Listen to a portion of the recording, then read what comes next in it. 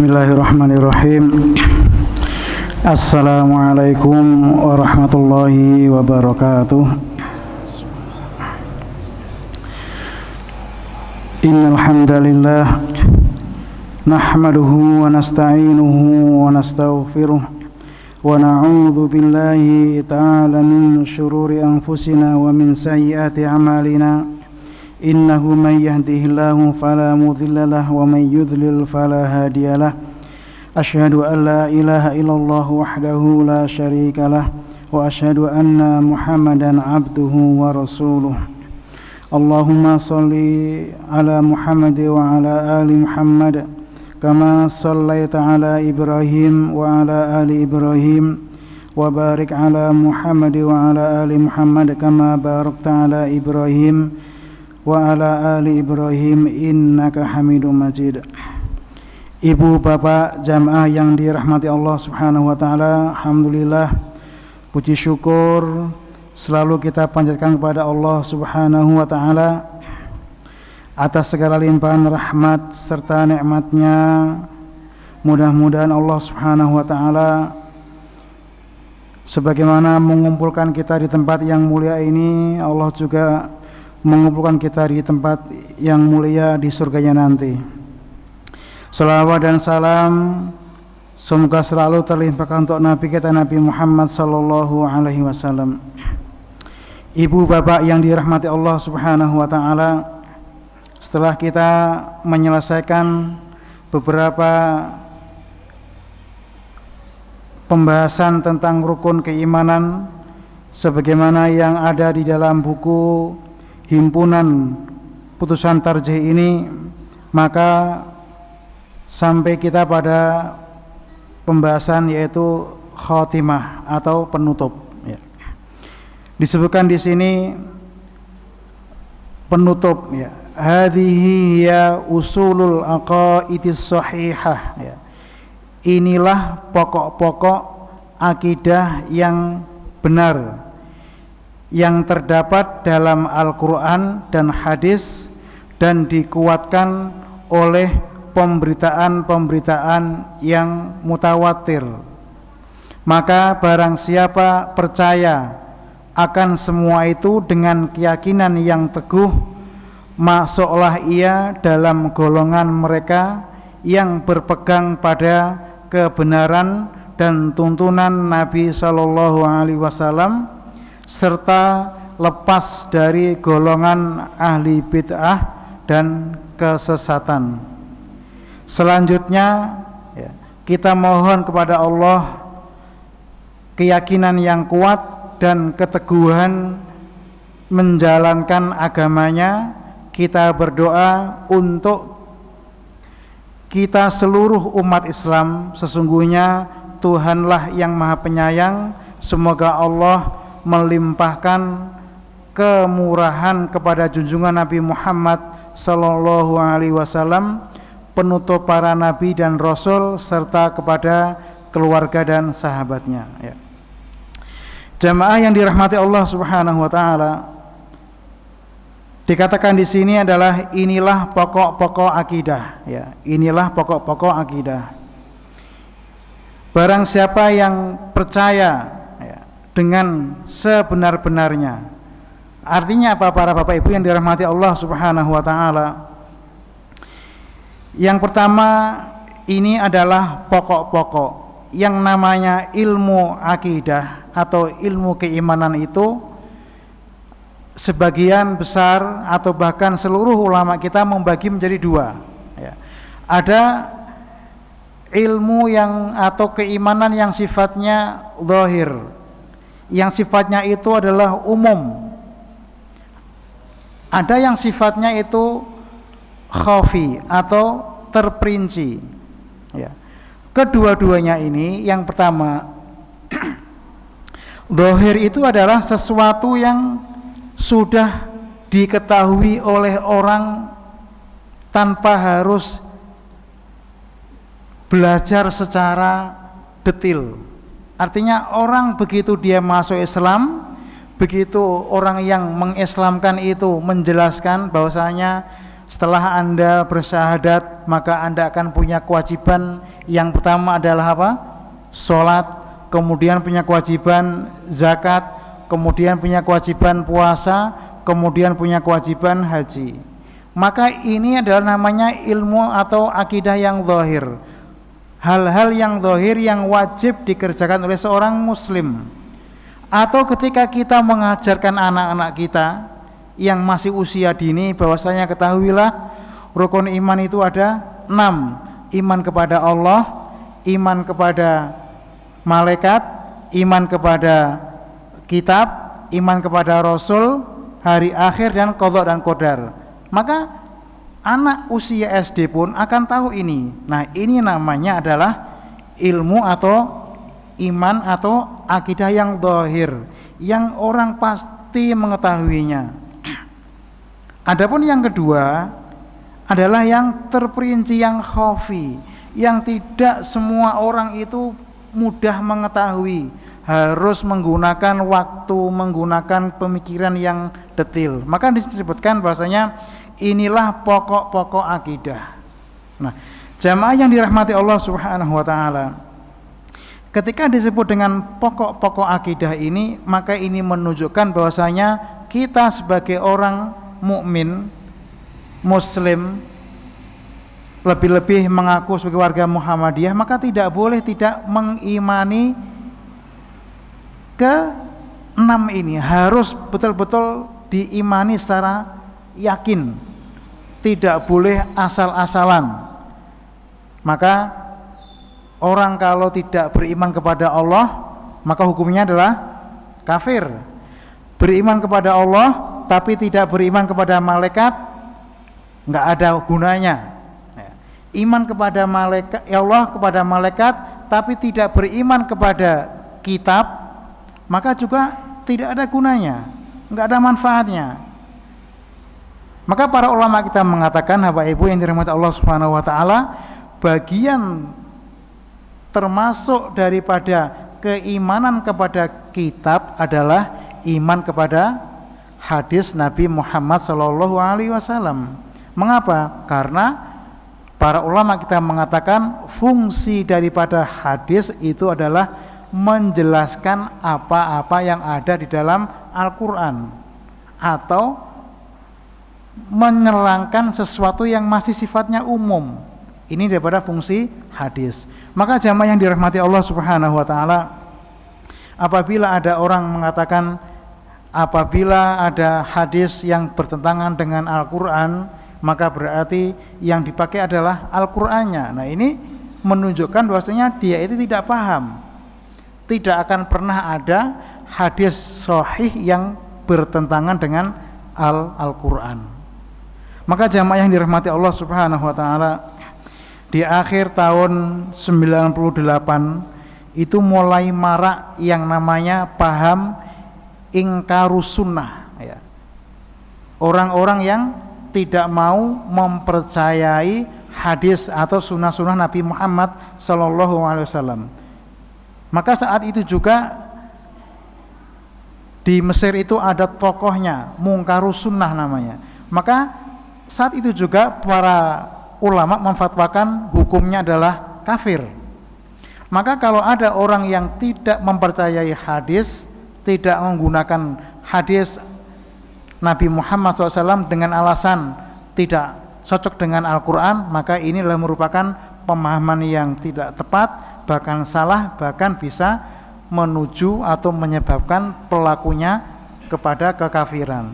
Oleh karena itu jamaah yang dirahmati Allah Subhanahu wa taala, sebagai tazkirah atau peringatan bagi kita, ya, sebagai pengiling bagi kita, ketika kita mendapatkan hadis-hadis Nabi Muhammad SAW yang kadang menurut akal kita itu tidak masuk, atau mungkin kita tidak sungkan untuk melaksanakannya, maka kita boleh-boleh saja, akan tapi jangan sampai mencela substansi dari hadis tersebut. Contoh, orang mengatakan hadis ba'udhah, ya, hadis ketika Nabi Muhammad SAW mengatakan kalau ada lalat yang masuk ke dalam minuman kamu, maka benamkan sekalian, karena satu sayap itu sebagai penyakit, satu sayap sebagai penawarnya.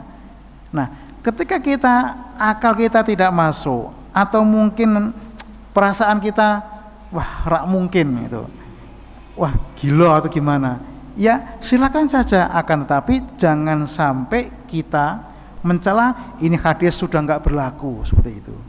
Nah, ini sesuatu yang apabila tidak kita menyadari, maka ini bisa saja menyebabkan kita masuk kategori orang yang mungkarus sunnah. Begitu juga kita sebagai warga Muhammadiyah, ya. Dalam masalah penentuan awal-awal bulan Hijriah, Muhammadiyah melalui keputusan Majelis Tarjih menggunakan hisab. Artinya ketika secara ilmiah peredaran matahari dan bumi sudah menyelesaikan orbitnya masing-masing, sudah pasti dan tidak mungkin ada perubahan, karena menurut para ilmuwan naik berubah sedikit itu nanti akan geseh, maka Majelis Tarjih melalui bahsul masailnya atau melalui kajiannya, maka ketika posisi matahari dan bulan, ya, sebelum berkumpul, ini baca matahari, ini bulan, sebelum istimak misalnya, istimaknya jam 6:30 misalnya, ketika sebelum istimak kok posisi bulan sudah di atas ufuk, maka berarti itu terhitung bulan baru berapapun derajatnya. Maka paham seperti ini disebut paham hisab hakiki. Jadi pokoknya berapapun derajatnya, kalau bulan sudah di atas matahari sebelum istimak, maka sudah dianggap bulan baru. Ini pedoman yang dipegangi oleh Majelis Tarjih dan Tajdid. Kemarin kita diskusikan dengan beberapa kawan yang lain yang juga sedang mempelajari, seandainya nanti terbentuk kalender dunia global, saat dunia itu memakai satu kalender, maka paham wujudul hilal dengan berapapun derajatnya akan dianggap bulan baru, itu akan berubah Bapak Ibu. Mungkin tidak lagi 0, 1 derajat atau 2 derajat, tapi mungkin sampai kepada di atas 5 derajat baru dianggap bulan baru. Ada juga yang namanya hisab imkanu ru'yah. Nek 2 derajat iki biasanya iso didelok, nek di bawah 2 derajat tidak bisa dilihat. Ada yang karena apalagi dinaikkan lagi derajatnya. Artinya apa? Ini rata-rata tetap menggunakan hisab, hanya beda derajatnya. Toh demikian Bapak Ibu yang dirahmati Allah Subhanahu wa taala, sebagian besar umat Islam memang tetap menggunakan ru'yah. Oleh karena itu, kita yang sudah sepakat tetap menggunakan hisab ini, tidak semestinya kita menjudge atau merendahkan, ngenyek, atau barangkali ala ru'yah gur ngentekke anggaran. Tidak boleh seperti itu, ya. Karena memang mereka mengamalkan hadis yang sudah zahirnya makna seperti itu, kita mengamalkan dalil yang lain. Maka masing-masing mempunyai konsekuensinya, masing-masing mempunyai disiplin ilmunya. Karena kalau kita ibaratnya merendahkan orang yang memakai ru'yah, maka tidak menutup kemungkinan kita akan terkena paham sebagaimana orang-orang yang mengingkari sunnah Nabi Muhammad SAW atau mengingkari hadis. Oleh karena itu jamaah yang dirahmati Allah Subhanahu wa taala, apapun yang metode yang kita pakai, selama itu berdasarkan dalil argumen yang kuat, masing-masing silakan berjalan, ya. Masing-masing silakan berjalan. Kita tidak mungkin bisa mencakup semuanya. Oleh karena itu jamaah yang dirahmati Allah Subhanahu wa taala, jadi konsekuensi beriman kepada kitab, ya kepada Al-Quran, kitab-kitab Allah yang diturunkan kepada umat-umat sebelumnya, dan juga hadis-hadis Nabi Muhammad SAW. Adapun urusan ini hadisnya dhaif, ini hadisnya menurut ini kuat, menurut ini dhaif, itu lain lagi pembahasannya.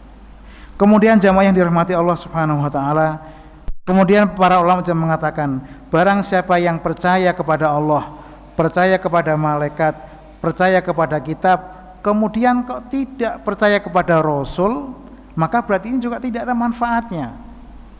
Tidak ada manfaatnya dia percaya kepada 3 awal ini.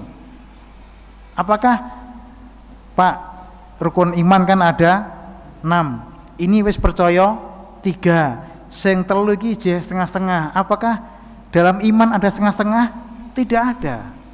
Kalau percaya kepada Allah, malaikat, kitab, maka tuntutannya dia harus percaya kepada Rasul. Mengapa? Karena Al-Quran itu mewajibkan orang percaya kepada Rasul, ya. Amanar Rasul dan seterusnya seperti itu.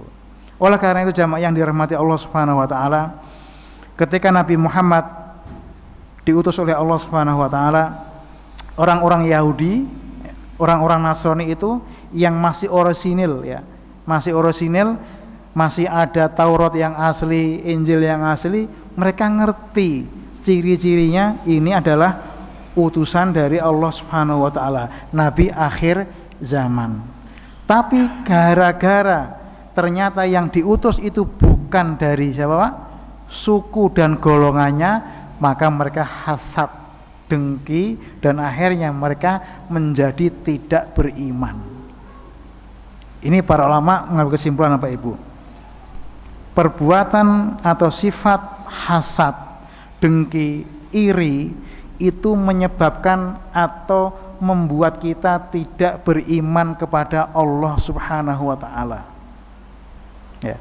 Contoh, kita meyakini bahwasanya semua yang diberlakukan atas kita ini adalah atas kehendak dan takdir dari Allah Subhanahu wa taala.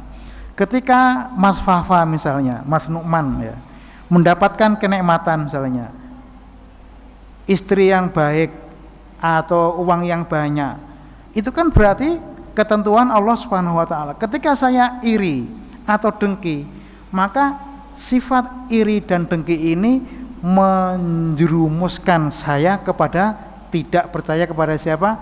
Allah Subhanahu wa taala. Apa yang diterima oleh seseorang, kenapa kita tidak ridho? Kenapa tidak rela? Itu kan takdir dari Allah Subhanahu wa taala. Berarti kita masuk kategori melawan kehendak Allah Subhanahu wa taala. Maka sangat benarlah kata Nabi Muhammad SAW, sesungguhnya perasaan dengki, iri itu akan membakar amal-amal kebaikan manusia sebagaimana api membakar apa Ibu? Kayu bakar, habis apa Ibu. Bahkan Ibnu Taimiyah mengatakan, tidak, kalau orang mengatakan dengki itu kan bukan tidak hanya senang, tapi berharap nikmat itu hilang dari orang tersebut. Tapi Ibnu Taimiyah tidak. Kita tidak suka saja seseorang mendapatkan kenikmatan dari Allah, maka sudah masuk kategori dengki. Maka sudah masuk kategori kita melawan ketentuan Allah Subhanahu wa taala. Nah, inilah yang berlaku atas orang Yahudi dan Nasrani dengan nikmat yang diterima oleh Nabi Muhammad SAW, sehingga menyebabkan orang Yahudi dan Nasrani itu ditutup hatinya, tidak bisa lagi beriman, ya, sehingga dia masuk kategori orang-orang kafir. Oleh karena itu jamaah yang dirahmati Allah Subhanahu wa taala, jadi tidaklah manfaat iman kepada Allah, malaikat, kitab tanpa iman kepada Rasul. Kemudian dikatakan berikutnya adalah bagaimana hukum orang-orang yang tidak percaya kepada hari akhir, orang-orang yang tidak percaya kepada hari kiamat dan kejadian-kejadian setelahnya. Jamaah yang dirahmati Allah Subhanahu wa taala, Para ulama juga sepakat bahwasanya kalau sudah masuk kategori ketika Nabi Muhammad SAW didatangi oleh malaikat Jibril, kan ditanya mal iman, disebutkan, dan di situ diantaranya ada hari akhir. Maka kalau ada orang ragu dengan kejadian hari kiamat, kebangkitan manusia dari kubur, maka dia tetap juga masuk kategori orang kafir yang dianggap tidak beriman. Nah, dalam buku-buku sejarah kita membaca bahwasanya prototip daripada paham yang tidak percaya dengan adanya hari kebangkitan itu adalah hanya pada orang-orang ateis dan komunis. Kalau Nasrani, kalau apalagi Bapak Ibu, Yahudi, yang agama-agama itu masih percaya dengan adanya hari kebangkitan, akan adanya hidup setelah mati. Tapi orang-orang ateis, orang-orang komunis itu dalam kitabnya itu hidup itu hanya di dunia. Maka dia tidak kenal yang namanya halal dan haram. Maka dia selalu ingin bagaimana mengumpulkan harta sebanyak-banyaknya. Sudah tidak bisa makan loh, sudah punya uang mungkin bermiliar-miliar, itu masih saja terus untuk mengumpulkan harta, karena memang seperti itulah sifat daripada orang-orang ateis, orang-orang komunis. Jamaah yang dirahmati Allah Subhanahu wa taala. Kemudian yang keenam adalah bagaimana hukum orang yang tidak beriman kepada qadha dan qadar Allah. Di tahun 2000-an di Jakarta, berawal dari diskusi di UIN Yogyakarta, itu muncul pemahaman bahwasanya tidak beriman kepada qadha dan qadar itu tidak kafir. Boleh. Sehingga diskusi itu meluas sampai kemana-mana dengan beberapa tokoh-tokohnya yang akhirnya dikenal dengan jaringan Islam liberal, dan akhirnya sampai banyak sekali akhirnya tersebar pemahaman bahwasanya qadha dan qadar itu sesuatu yang aneh ya. Mana mungkin manusia itu ditakdirkan jelek kemudian terus disiksa. Nah, maka kemarin kita katakan kita itu tidak perlu terlalu jauh berbicara masalah qadha dan qadar. Yang penting bagaimana kita mengimani bahwasanya ada 4 tingkatan dalam masalah qadha dan qadar. Yang pertama kemarin kita katakan kita mengimani bahwa Allah Subhanahu wa taala mengetahui sesuatu yang dulu sampai nanti yang akan datang. Tidak ada sesuatu yang tidak diketahui oleh Allah Subhanahu wa taala. Kemudian tingkatan yang kedua dan ketiga adalah semua hal yang berlaku di dunia ini berlaku terjadi atas kehendak dan ketentuan daripada Allah Subhanahu wa taala. Ya. Dan yang keempat, Allah Subhanahu wa taala mampu, bisa, mau merubah apa saja bisa, dan semua itu sudah ada. Nah, maka jamaah yang dirahmati Allah Subhanahu wa taala, ternyata orang-orang paham tidak beriman kepada qadha dan qadar itu sudah terjadi pada zaman sejak dulu, yaitu di akhir-akhir kehidupan atau akhir generasi sahabat. Maka dalam sebuah hadis yang dirawikan oleh Abu Hurairah dari Imam Muslim, disebutkan bahwasanya ada sekelompok orang itu datang kepada sahabat Ibnu Umar radhiyallahu anhuma. Orang-orang dari Basrah, dari Irak itu mengatakan bahwasanya qadha qadar itu sesuatu yang aneh, maka tidak perlu kita beriman, kita cukup yang 5 saja. Maka dengan tegas Ibnu Umar mengatakan, demi Allah ya, sungguh bahwasanya seandainya orang-orang yang tidak beriman kepada qadha dan qadar Allah itu mempunyai emas sebesar gunung Uhud, kemudian dia kemudian dia infak dengan emas sebesar gunung Uhud itu, maka Allah tidak akan menerima infaknya. Mengapa? Karena dia kafir. Artinya apa? Ibnu Umar radhiyallahu anhuma menghukumi orang yang tidak percaya, tidak beriman kepada qadha dan qadar adalah kafir. Kenapa? Allah akan menerima semua amal ibadah hambanya. Orang yang bermaksiat, baik maksiat kecil atau besar, akan diterima amalnya, tobatnya akan diterima, kecuali jika riya. Tapi Allah tidak akan menerima amal perbuatan orang kafir. Maka Ibnu Umar mengatakan seandainya mereka itu berinfak dengan emas sebesar Uhud, maka Allah tidak akan menerima. Karena apa? Karena dia tidak percaya kepada apa? Qadha dan qadar. Artinya apa? Berarti tidak beriman kepada qadha dan qadar itu termasuk sesuatu yang menyebabkan seseorang bisa menjadi kafir. Oleh karena itu, jamaah yang dirahmati Allah Subhanahu wa taala, disebutkan ya dalam beberapa kisah ya, seperti kisahnya Nabiullah Yusuf alaihissalam ya, ketika Nabi Yakub mengajarkan kepada putra-putranya untuk terus gigih ya, memperjuangkan sesuatu, maka Nabiullah Yakub mengatakan la ta'asu mir rohillah, innahu la ya'asu mir rohillah illa qaumul kafirun.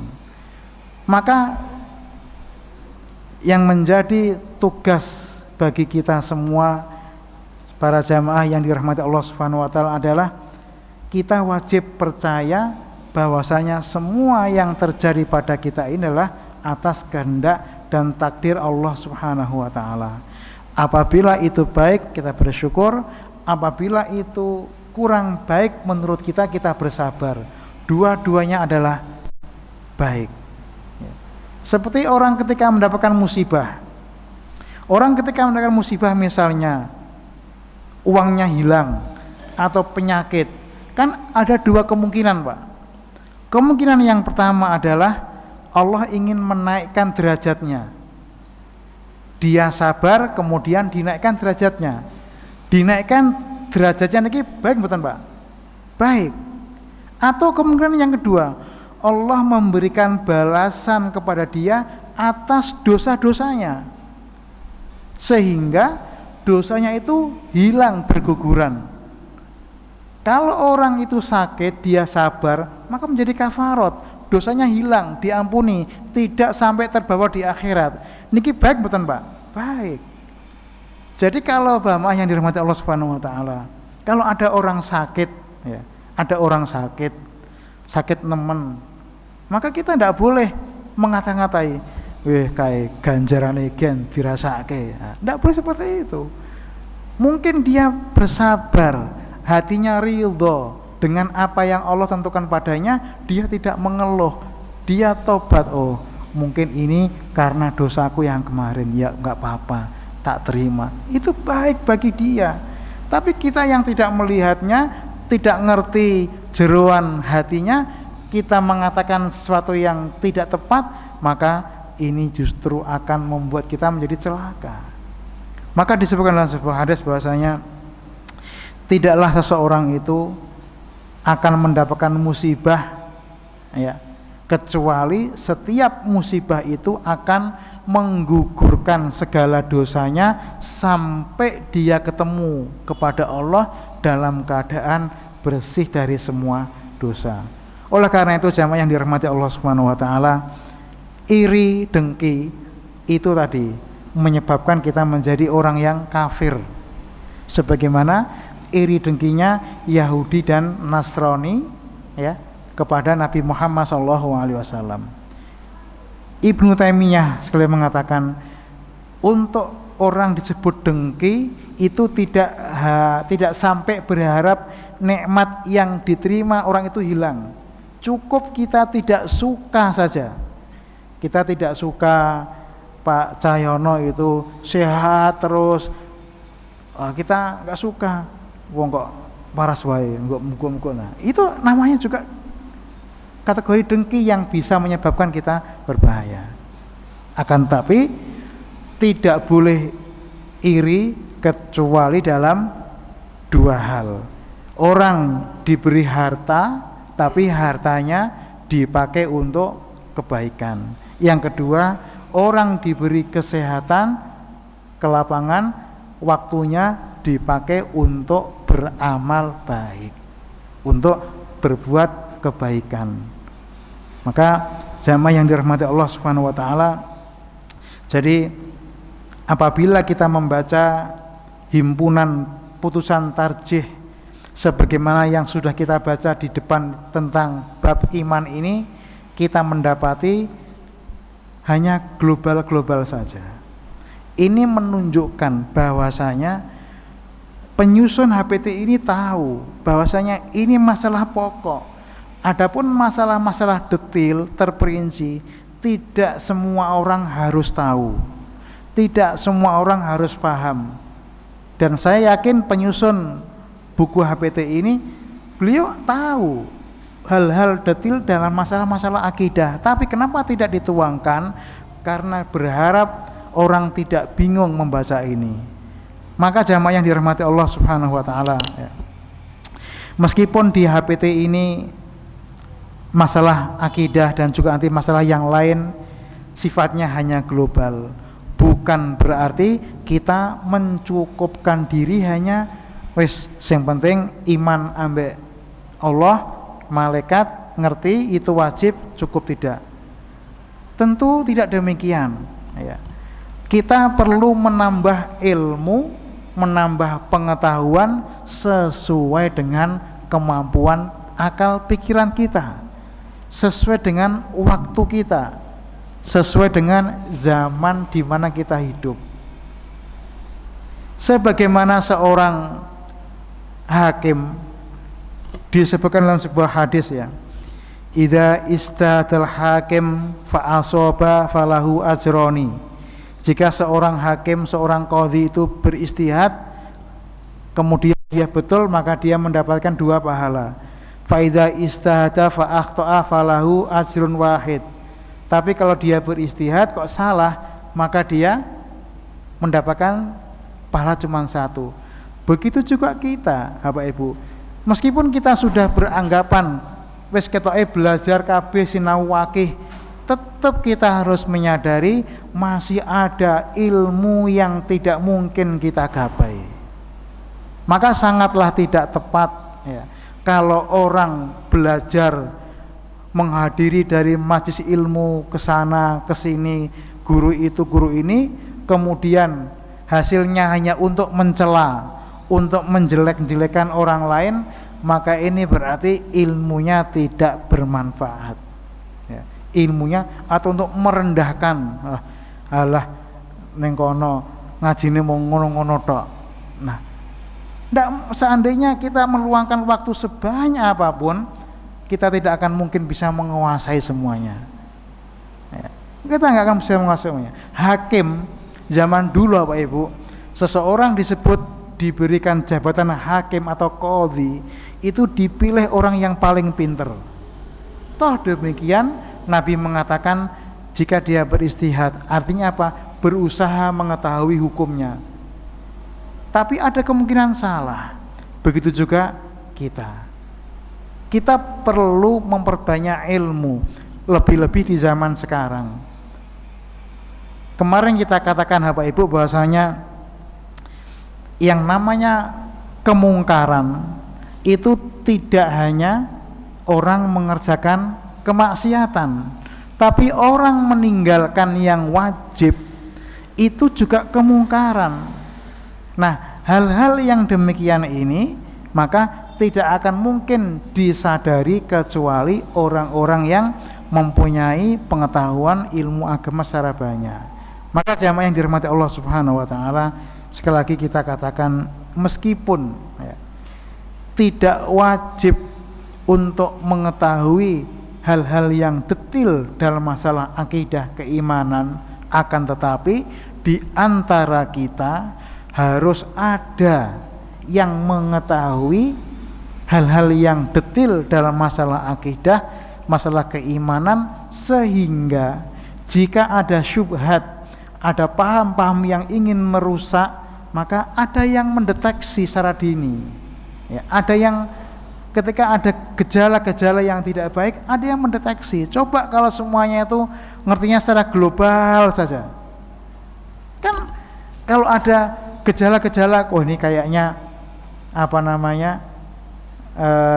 mulai ada paham pengingkaran kepada sunnah, ini mulai ada paham ateis ya. Orang mengatakan ya fasih-fasih masalah akhirat koyok pernah kesana saja. Nah itu kan ini gejala. Nah kalau ini tidak ditangkap oleh orang-orang yang paham, maka ini akan berbahaya. Maka jamaah yang dirahmati Allah Subhanahu wa taala, jika Allah memberikan kita umur masih muda, ilmu, kesempatan, maka perbanyaklah belajar supaya kita tidak ada penyesalan. Demikian yang kami sampaikan. Sebetulnya ini adalah awal daripada tema kita, yaitu hubungan ilmu dengan hubungan iman dengan amal. Dan pembahasan yang cukup agak penting adalah, adakah uzur untuk tidak mengetahui hal-hal terkait masalah akidah. Misalnya ada orang menyembah kuburan, njaluk ning kuburan, apakah kan jelas tidak boleh meminta kepada Allah. Barang siapa yang meminta kepada kuburan maka termasuk syirik. Seandainya ada orang seperti itu, apakah boleh dia beralasan aku tidak tahu atau tidak?